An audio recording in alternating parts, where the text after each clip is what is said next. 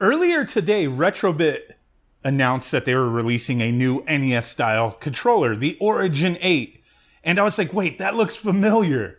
What's going on? And then I remember they sent me one of these in November of last year to test out and give them, some of my thoughts on it. I'd forgotten all about it. So I did speak with them. They said, yeah, you can share, this prototype version. From what I understand, it's a near final build, but they've been kind of tweaking things, working on it. But it should be fairly reminiscent of what the final retail product's going to be. But there was a few things I remember liking about this, and I'll get into that in a second. But so this is supposed to have, I think, a 500 milliamp hour battery. It comes with two different dongles. One to use on original hardware or clone hardware, NES systems. And then it comes with a USB dongle with their newest version 2 chip to use on the Nintendo Switch and other USB devices. So we're going to test it out, Retro USB AVS and the Nintendo Switch. But yeah, we got a bunch of buttons. We got our LR, ZL, ZR. But I remember the one thing that I really liked about this, let me go ahead and start the cart using the EverDrive N8 Pro. Love that thing.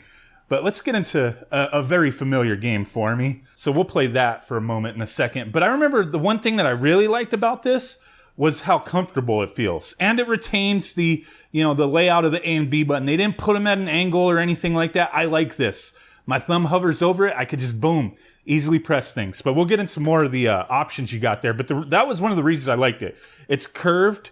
It's comfortable. Looking at the original NES controller, which I love, it's what I'm familiar with. Over time, it's kind of painful. It gets annoying. It's not really painful, but it is kind of annoying with those corners and whatnot. But it's what I know, and it's what I love. So I wound up always, and to this day, using the 8BitDo N30 because it's essentially an NES controller that's wireless, and I love this thing. But it has that same, hey, you like that nostalgia of having that boxy controller in your hand digging into your palms? This is for you. I love it, though. I love it. But that was one of the things I liked about this was, hey, it still retains that look and feel, but it's curved. It's curved. It ain't going to dig into your palms, right?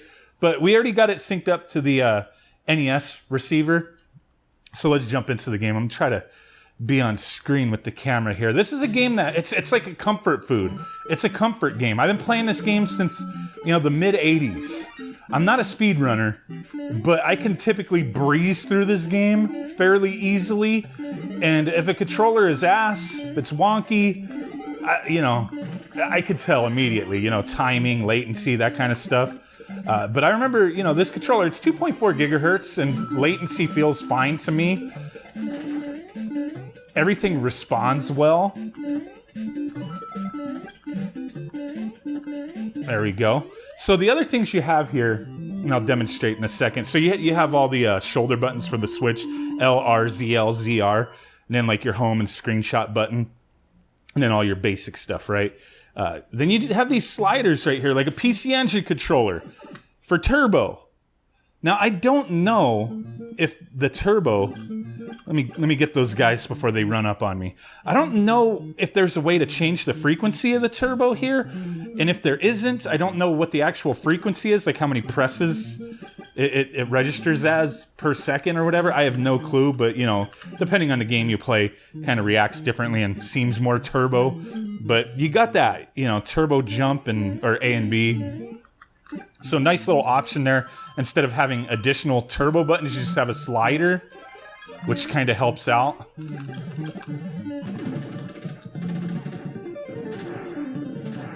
I think I have not disassembled this, and I'm not going to for this video because it's a prototype, but once I get retail versions in my hands, I will disassemble it, tear it down. But it seems like the membrane in here is good for the D-pad. Everything's registering fine, the diagonals. Let me get my turbo on.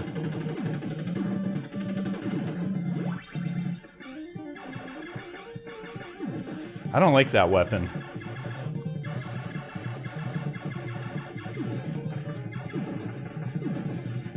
So Nintendo Switch, really where this is going to be optimized for is going to be NES Game Boy, stuff that only uses a couple buttons. Now, it's going to be very limited on what you use this for, but it's going to be great for that kind of stuff.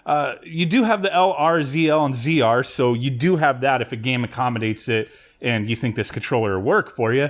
But let's jump into NES real quick. All right, there we go. Ninja Gaiden.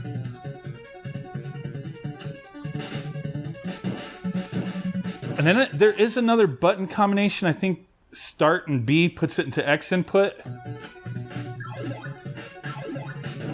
Oh, let me turn off that turbo. I had turbo on. It's kind of messing me up a little bit.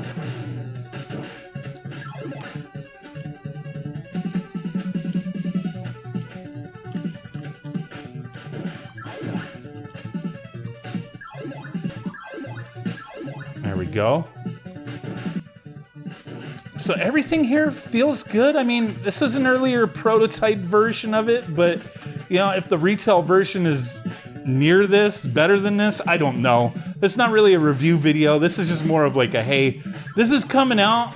I got one, I've messed with it a bit, and I think it's pretty cool, but you know, everybody's gonna have their preference playing NES games. Maybe you want something like this and it just feels better than using a Xbox controller or a Switch controller or whatever. You know, if you want to use this for emulation, Switch Online, original NES, that kind of thing. It feels pretty good. Comfortable controller. All right, let's see if we can beat this boss.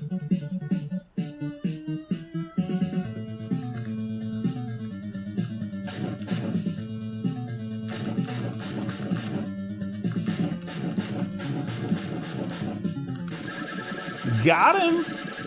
Didn't even have to jump on the wall. So yeah, I think this is a pretty good controller. The price is, I think it was $25 on Castlemania Games. It's going to be shipping later this year. If you're interested, link down below. There's 3 different color options. Yeah, neat little controller, comfortable, versatile, but limited in that you only have so many buttons, right?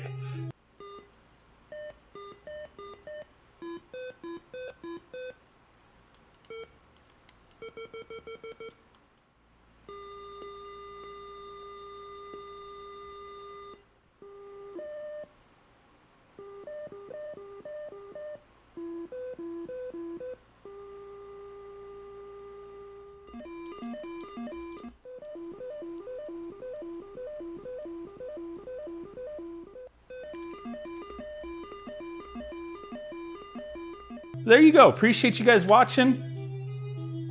Bye.